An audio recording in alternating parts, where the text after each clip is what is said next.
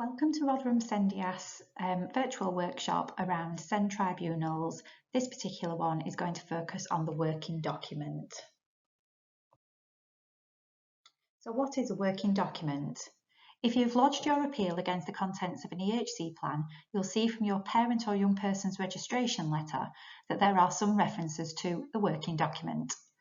A working document is a copy of the final EHC plan on which both parties have worked to show the changes to the wording that they want or can agree, as well as those issues which the tribunal must decide on the day of the final hearing. So how do you start working a working document? The local authority must send an electronic copy of the EHC plan against which the appeal is made to you in an editable format to start the working document process. This will usually be called version 1 of the working document. The tribunal will send you and the local authority some guidance around their working document, which you must both follow. Both you and the local authority will need to work together or communicate the changes you would like to see in the plan. This may include arranging meetings with the local authority representative, or alternatively, and possibly more practical, you may send your version of the working document by email as version 2 for the local authority to then respond by email with version 3 and so on. It's not uncommon for there to be several versions of the working document before you get to a final version for the tribunal to make a judgment on at the hearing. Ask the local authority what email address would be best to send your working document to. Together, you will produce a single document setting out all the agreed amendments and all the issues remaining in dispute.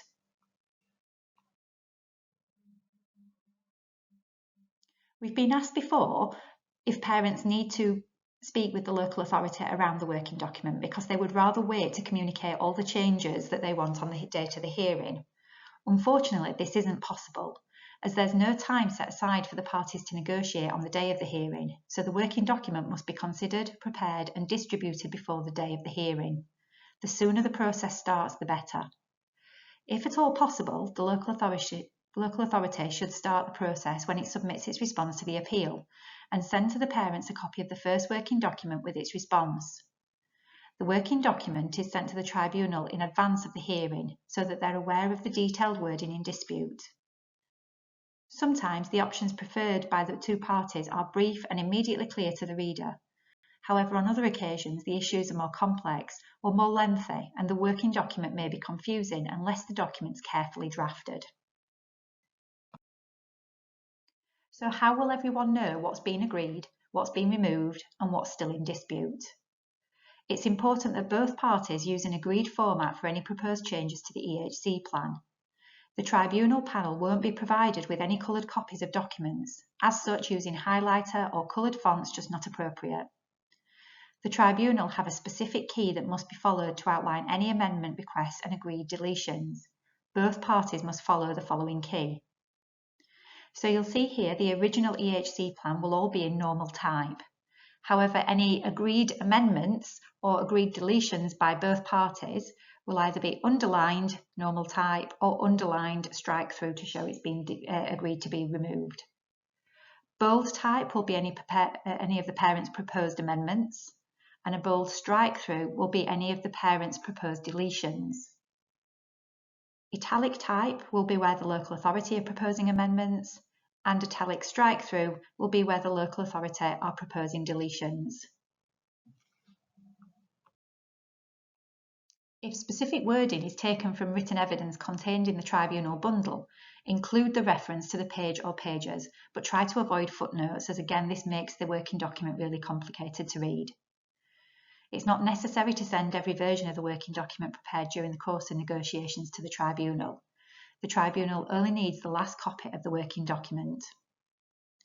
The local authority shall send to the parents and the tribunal the final version of the working document by email or by first-class post if the parents are without an email address, so that it's received at least 10 working days before the final hearing takes place.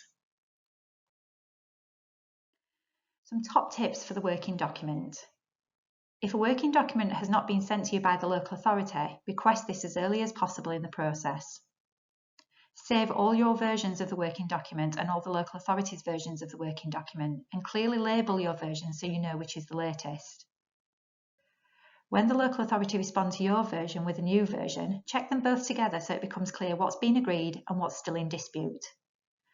Remember, your requested amendments should be supported in the evidence available, so make a note of where you can evidence this if the local authority need it. Remember, don't delete anything in the EHC plan. If you wish for aspects to be removed, show this by using the strike-through font. You should not be in a position where things suddenly disappear from the plan.